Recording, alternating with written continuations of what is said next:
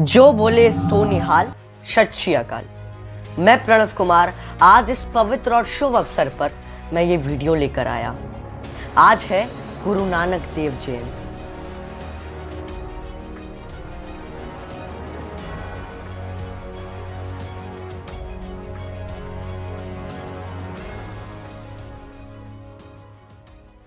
जिसे हम एक अद्वितीय रूप से मना रहे हैं। इस दिन हम समर्पित होते हैं गुरु नानक देव जी के जीवन से कुछ अनमोल शिक्षाएं, उनके उपदेशों और उनके महत्वपूर्ण संदेशों को समझने के लिए। आज हम चर्चा करेंगे उनके उदाहरण, उनकी महान सिख धरोहर के बारे में और उनसे जुड़ी हुई कुछ किस्सों के बारे में। गुरु नानक देव, जिनका जन्म 15 अप्रैल 1469 में रायबोई क्षेत्र में हुआ था, जो कि अभी पाकिस्तान में स्थित है। इनके नाम का अर्थ यानी नानक शब्द का अर्थ होता है नवजीवन यानी नई जिंदगी।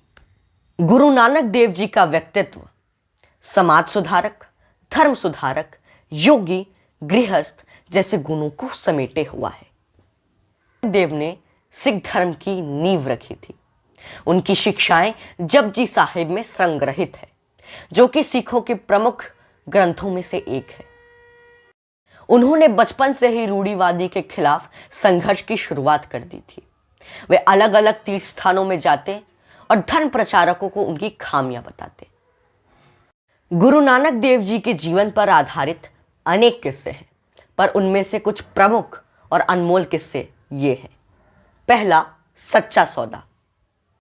एक बार गुरु नानक देव जी के पिता ने उन्हें कुछ पैसे दिया और कहा कि इन पैसों से सच्चा सौदा करके आओ। तब गुरु नानक देव बाजार पर निकल पड़े उन पैसों से सच्चा सौदा करने। तब उन्होंने कुछ साधुओं को देखा जो कि बहुत भूखे थे। तब वो उस पैसों से उन साधुओं को भोजन करा दिया।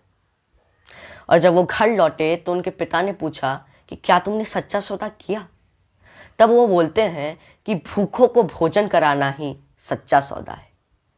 दूसरा किस्सा, अमीर गरीब। एक बार गुरु नानक देव जी एक गांव में पहुंचे तो पूरे गांव में उनके आने की खबर पहुंच गई। तो फिर एक गरीब आदमी ने उन्हें खाने में आमंत्रित किया। और गुरु नानक देव जी की खास बात यह थी कि वो कोई अमीर गरीब ऊंच नीच जात पात में विश्वास नहीं रखते थे, तो उनके घर चले गए और उसने गुरु नानक देव जी की खूब अच्छे से सेवा की। पर दूसरी तरफ उस गांव का सबसे अमीर इंसान एक जमींदार था और उसने भी गुरु नानक देव को भोजन में आमंत्रित किया, लेकिन वो पापी था और वो गरीबों से 2 गुना लगान लेता था। तो गुरु नानक देव ने उसके घर जाने का फैसला नहीं लिया। और जब उन्होंने अगले दिन सभा बैठाई तो उन्होंने एक गरीब आदमी का रोटी लिया और उस अमीर आदमी का रोटी लिया। जब उन्होंने उस गरीब आदमी की रोटी लेके अपने हाथों में दबाया तो उसमें से दूध निकला, पर दूसरी तरफ उस अमीर आदमी का उन्होंने रोटी लिया और अपने हाथों में दबाया तो उसमें से खून निकला। यह दर्शाता है कि वो कितना पापी था। तो उसी समय उस अमीर आदमी को अपनी गलती का एहसास हो गया और उसी समय उसने गुरु नानक देव से क्षमा मांगा। तीसरा किस्सा, हिंदू बड़ा है या मुसलमान। एक बार कुछ लोग गुरु नानक देव जी से पूछने आए कि हिंदू बड़ा है कि मुसलमान।